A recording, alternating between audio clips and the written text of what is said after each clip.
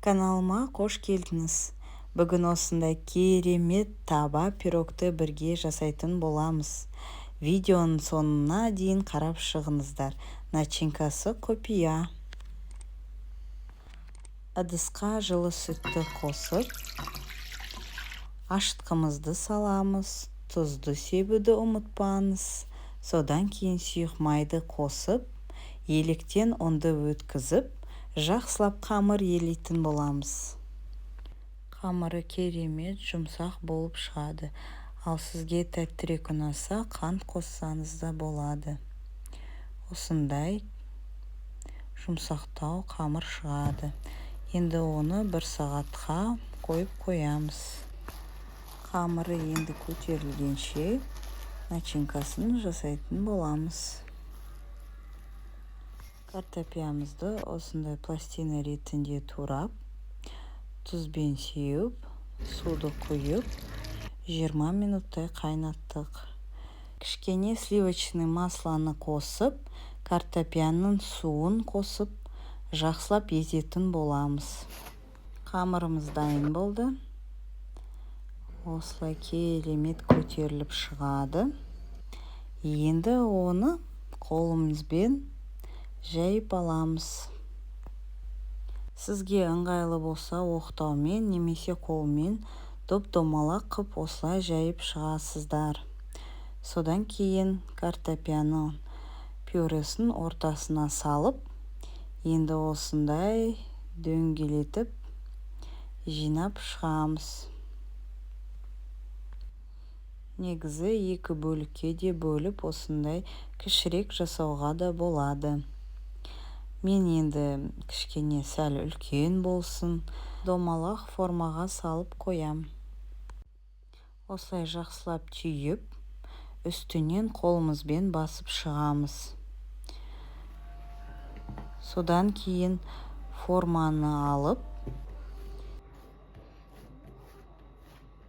форманы сливочный масламен жағып, енді қамырды қойып, қолымызбен осылай жайып шығып, 20-30 минутқа қойып қоямыз. Жұмыртқаны енді үстіне жағатын боламыз.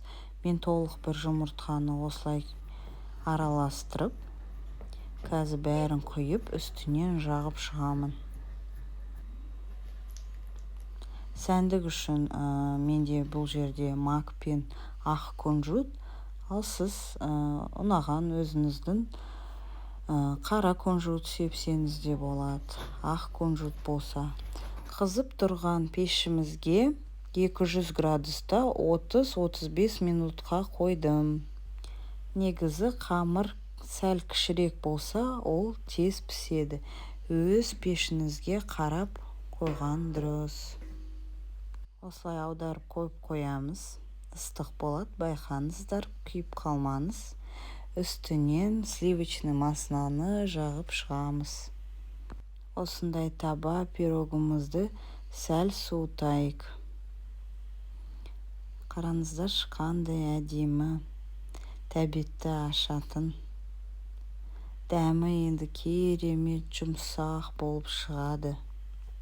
Сіз де міндетті түрде жасап, жанұяларыңызды қуантыңыз. Негізі қазір нағыз табиғат аясына шығып, пикник жасайтын уақыт келді. Сізге де дәл осы пирогты жасап, табиғатқа шығуға кеңес беремін. Дәмі деген енді шашлыкпен зор болады. Ал біз енді қуырдақпен табиғат аясында жейтін боламыз. Осылай ұялмаймыз, қолымызбен алып үзетін боламыз. Қараңыздар, қандай керемет, жұмсақ, өте дәмді болып шығады. Балапандарыңыз сүйсініп жейтін нағыз пирог. Үстінен осылай етімізді қойып, балаларыңызға ұсынсаңыз болады. Ал сізге видео ұнаса, тіркеліп, лайк басып, комментарий жазуды ұмытпаңыз. Қазақ каналын бірге дамытайық. Келесі видеода аман саулықпен кездескенше.